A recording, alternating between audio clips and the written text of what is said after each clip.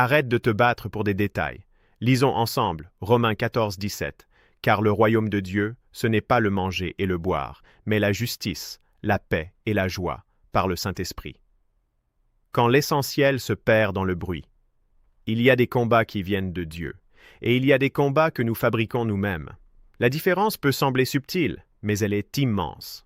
L'apôtre Paul dit apostole écrit aux chrétiens de Rome parce qu'ils se disputaient sur des sujets secondaires. Qui mange quoi? Qui respecte quel jour? Qui pratique quoi? Ces choses, à première vue, sont insignifiantes, mais elles sont devenues pour eux des frontières spirituelles. Et Paul, avec son audace divine, déclare une vérité qui doit nous secouer encore aujourd'hui. Le royaume de Dieu n'est pas dans ces détails. Beaucoup d'entre nous dépensons de l'énergie pour défendre une opinion, un mode de vie ou une tradition, et parfois, cela nous éloigne du cœur de Dieu.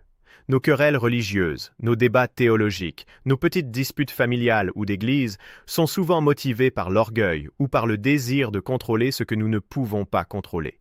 Mais Romains 14, 17 remet tout en perspective.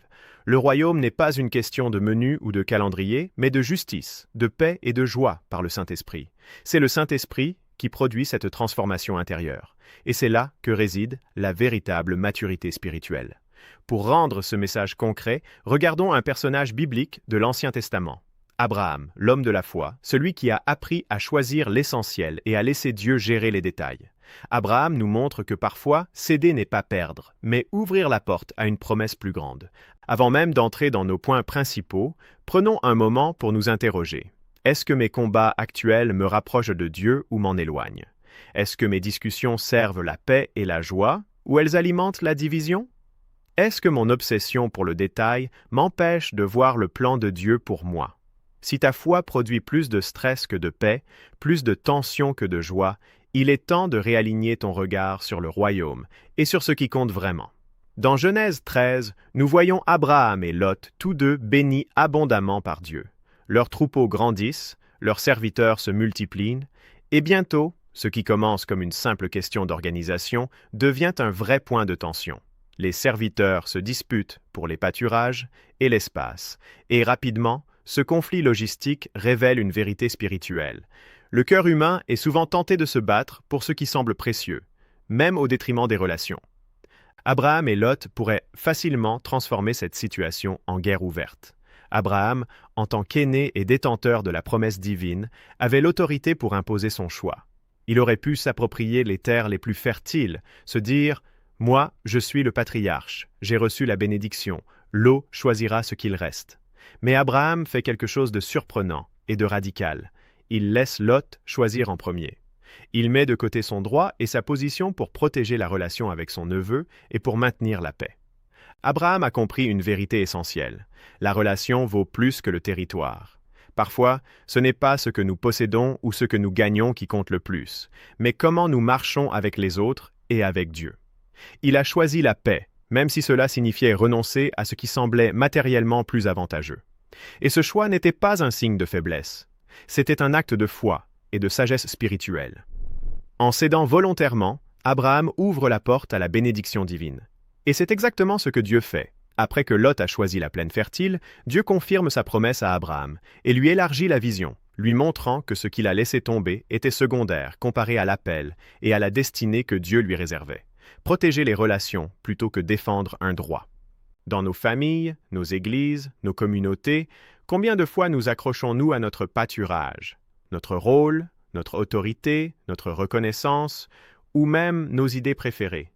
Abraham nous montre qu'un conflit peut sembler juste à nos yeux, mais nuire aux relations qui comptent réellement. Parfois, céder sur un détail insignifiant permet de protéger un lien précieux et de préserver l'harmonie. Céder n'est pas une faiblesse, mais un acte de sagesse. Renoncer à un droit ou à un avantage peut être perçu comme une perte.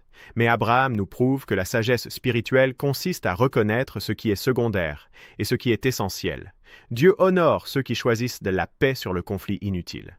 Laissez tomber ce détail, et vous créez un espace où l'esprit peut agir librement et apporter des bénédictions inattendues. La foi transforme la décision.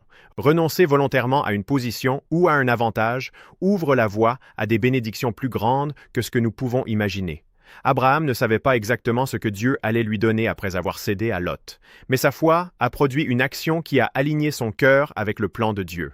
De la même manière, lorsque nous choisissons la paix et la patience plutôt que de défendre nos droits ou nos opinions, nous permettons à Dieu d'agir dans nos vies. Une question pour soi-même, raison ou paix? Pose-toi cette question. Est-ce que je préfère avoir raison ou être en paix avec mon frère? Souvent, le besoin d'avoir raison est le moteur de nos disputes, mais ce moteur peut nous faire passer à côté de l'essentiel, la manifestation du royaume, qui est la justice, la paix et la joie par le Saint-Esprit. L'exemple d'Abraham nous enseigne que Dieu honore ceux qui choisissent la paix sur le conflit inutile. Attention, cette liberté peut devenir un piège. Lot choisit la plaine fertile de Sodome. À première vue, il a fait le meilleur choix. La terre semblait parfaite, riche et prospère, l'opportunité idéale pour bâtir sa vie. Mais derrière cette apparence séduisante se cachait un piège spirituel. Lot n'a pas recherché la paix ni la sagesse de Dieu dans son choix. Il a été attiré par ce qui semblait avantageux à court terme, par le confort matériel, par l'apparence extérieure de prospérité. Sa décision n'était pas guidée par le discernement spirituel, mais par la satisfaction immédiate de ses désirs personnels. Cette histoire illustre un principe universel. La liberté de choix peut facilement devenir un piège lorsque nous poursuivons notre intérêt personnel au lieu de chercher l'édification et l'unité. Lot avait le droit de choisir, il avait la liberté, mais il a utilisé cette liberté pour lui-même, et non pour servir Dieu ou préserver la paix avec Abraham. La liberté sans sagesse peut nous faire tomber dans le piège de l'orgueil, de l'égoïsme ou de la compromission. Paul, dans Romains 14, nous rappelle cette même réalité dans un contexte différent mais fondamentalement identique. Certaines libertés sont permises, certaines pratiques sont légales, mais elles ne doivent jamais devenir des pierres d'achoppement pour nos frères et sœurs dans la foi. Il ne s'agit pas de juger, de condamner ou d'imposer nos choix aux autres, mais de discerner ce qui construit le royaume et ce qui détruit l'unité. La liberté doit toujours être tempérée par l'amour et par la responsabilité spirituelle. Tout ce que nous pouvons faire n'est pas forcément bon pour nous ou pour les autres. La liberté n'est pas synonyme de licence. Elle est un outil. Et comme tout outil, elle peut être utilisée pour bâtir ou pour détruire. Avant de prendre une décision, demande-toi, est-ce que ce choix édifie ma vie et celle des autres, ou est-ce qu'il crée du conflit et de la division? Examine tes motivations. Chaque liberté que nous utilisons devrait être guidée par une intention spirituelle. Servir Dieu, bénir les autres, honorer l'esprit. Si nous agissons uniquement pour notre confort, notre image ou notre avantage, nous risquons de tomber dans le piège de Lot. Demande-toi, est-ce que je fais ceci pour le royaume ou pour moi-même? Apprends à poser des limites saines. La liberté dans le mariage, dans le travail, dans l'Église ou dans la société ne signifie pas que tout est permis. Ce qui est légal n'est pas toujours bénéfique ou édifiant. Savoir dire non, savoir céder un avantage ou un droit pour préserver la paix et l'unité est un signe de maturité spirituelle. Lot a perdu la paix, la sécurité et même la bénédiction de Dieu en poursuivant un avantage apparent. Il n'a pas vu que la prospérité immédiate pouvait cacher un danger spirituel. Toi aussi, tu peux te tromper si tu refuses de considérer les conséquences spirituelles de tes choix. Chaque décision doit être filtrée par la sagesse divine, l'amour pour le prochain et le discernement du Saint-Esprit. Après la séparation avec Lot, Dieu parle à Abraham, lève les yeux et regarde. Ce simple commandement est lourd de sens. Abraham ne voit pas encore tout ce que Dieu va faire, mais Dieu l'invite à lever les yeux au-delà des limites visibles. Ce geste symbolise une foi qui s'élève au-dessus des circonstances immédiates. Ce qu'Abraham avait perdu en cédant le terrain fertile à Lot devient soudain le point de départ d'une intervention divine bien plus grande. La promesse de Dieu n'a pas été diminuée, elle a été amplifiée.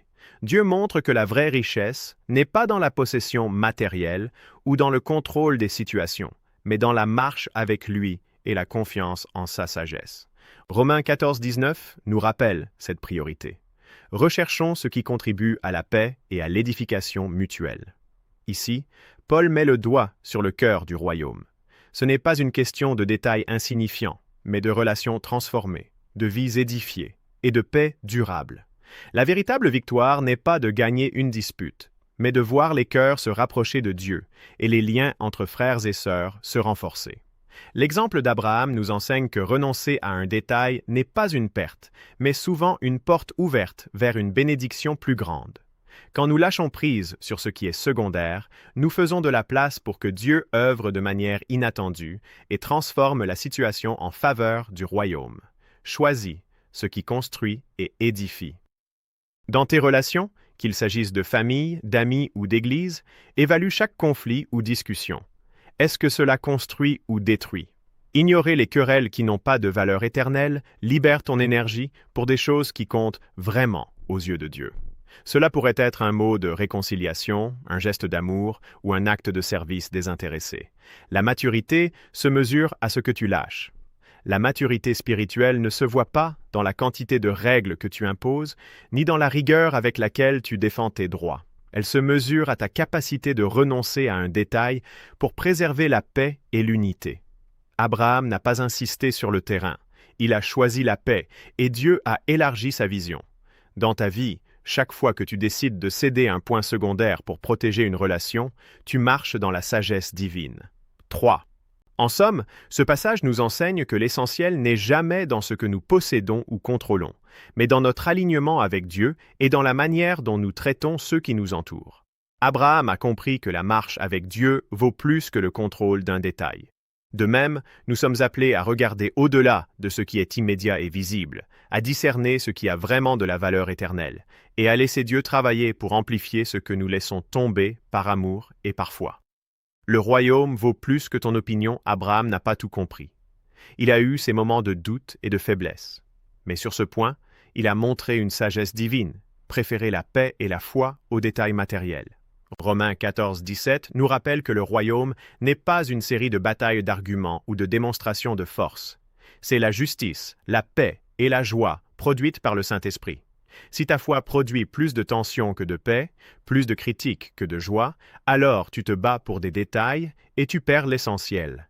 Dieu ne t'a pas appelé à défendre des détails, mais à manifester le royaume. Abraham a laissé l'eau choisir. Dieu a choisi Abraham.